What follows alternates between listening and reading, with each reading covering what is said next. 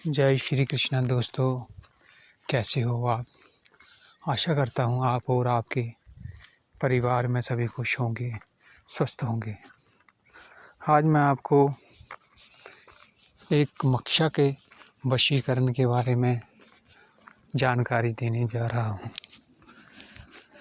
वशीकरण में सबसे ज़्यादा जो शक्तिशाली वशीकरण होता है वो कामाक्षा माता का जो वशीकरण होता है वो बहुत ही अचूक होता है, जिसके प्रभाव से कोई नहीं बच पाता। तो और जो कामाक्षा का वशीकरण होता है वो बहुत देर तक इंसान पर रहता है। तो इसके साथ बहुत ही जल्दी और आसानी से किसी को अपने वश में किया जा सकता है। मैं आपको इसमें कामाक्षा के 2 मंत्र बताऊंगा। साधना थोड़ी लंबी है, लेकिन अगर आपने ज़िंदगी में एक बार कर ली तो समझो फिर आपको किसी भी व्यक्ति को आप चुटकियों में वश में कर सकते हो और अपना काम निकाल सकते हो। तो इस मंत्र का आपने 40 दिन तक जाप करना पड़ेगा। और मंत्र तो छोटा सा है, लेकिन जाप इसका 31 माला का जाप है। 31 माला का जाप आप इसको 40 दिन तक रात के 9 बजे के बाद कभी भी शुरू कर सकते हैं।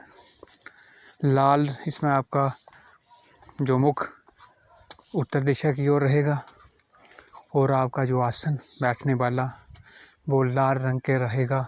कपड़े भी आपके लाल रंग के रहेंगे। अगर आपके पास कपड़े लाल रंग के नहीं हैं तो आप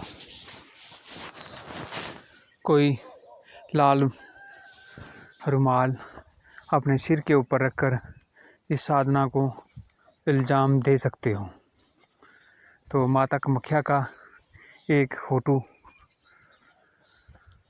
रखकर एक चौकी बिछाएं, उस पर एक तिल की ढेरी लगाएं, काले तिल की ढेरी लगाकर उस पर एक दिया जलाएं, कड़वे तेल का दिया जलाएं, धूप अगरबत्ती लगाएं और सामने माता का एक चित्र लगाएं। उसके बाद अपनी सुरक्षा घेरा लगाएं। सुरक्षा घेरा लगाकर गणेश, कुल देवता, ग्राम देवता, स्थान देवता सबको प्रणाम करके फिर मंत्र का जाप आप शुरू कर दें। तो इसमें आपको थोड़े से ही दिनों में 8वें दिन से आपको अनुभव होना शुरू हो जाएंगे। तो फिर आप इसमें कभी कभी प्रदक्षिणीकरण तक भी हो जाता है। तो आप अपनी क्षमता के अनुसार इस मंत्र का जितना श्रद्धा और विश्वास के साथ इसका जाप करोगे तो आपको उतना ही रिजल्ट आपको नज़रों के सामने होगा। तो जो इसमें मंत्र होगा वो इस प्रकार का है। ओम कामाक्षा देवी सर्व सिद्धिदायक अमुक वश में गुरु गुरु स्वाहा। तो इसमें आपको अमुक की जगह पर उस व्यक्ति का नाम बोलना है। ओम नमो कामाक्षा देवी सर्व सिद्धिदायक अमुकी वशमान्य गुरु गुरु स्वाहा। तो इस मंत्र का अपना 31 माला 40 दिन तक जाप करने से ये पूरी तरह कामाक्षा की सिद्धि आपको प्रदान हो जाती है। उसके बाद कभी कभी तो आपको ऐसा भी होता है कि इसकी साधना के दौरान में जब आप साधना कर रहे होते हैं तो एक कन्या, छोटी सी कन्या के रूप में भी दर्शन हो जाते हैं। लेकिन मैं प्रदक्षिणीकरण की कोई गारंटी नहीं दूंगा।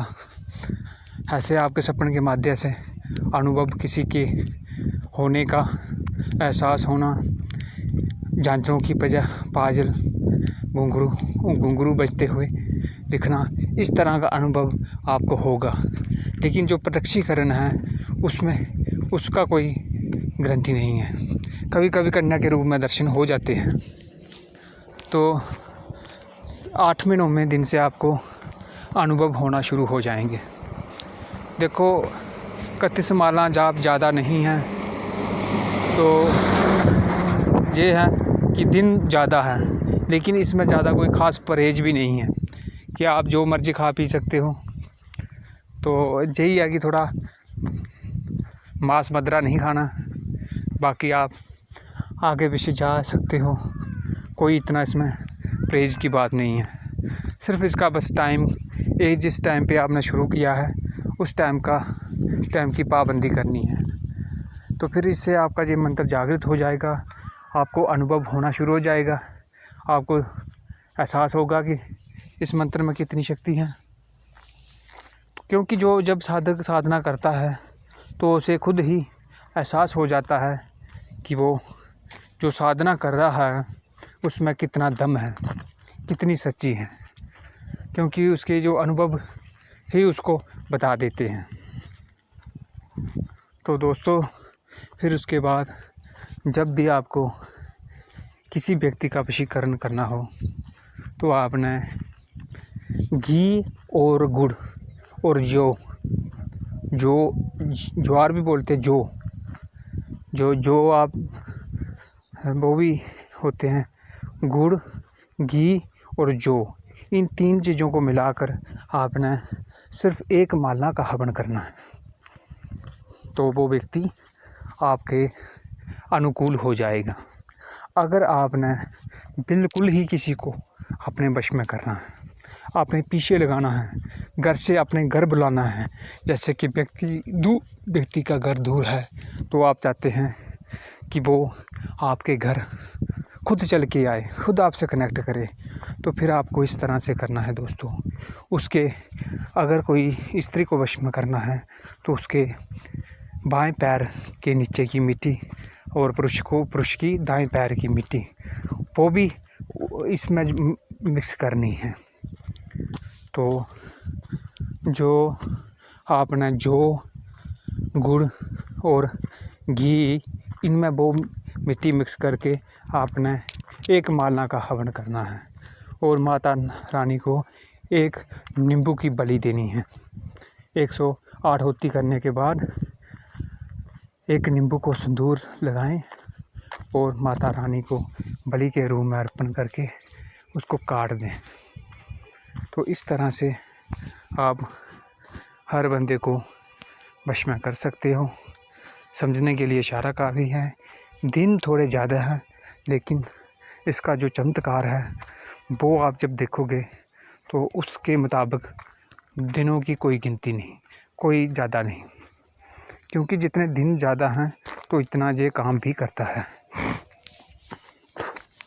तो इसके अलावा आप किसी को खाने पीने वाली चीज़ भी बना के खिला सकते हो।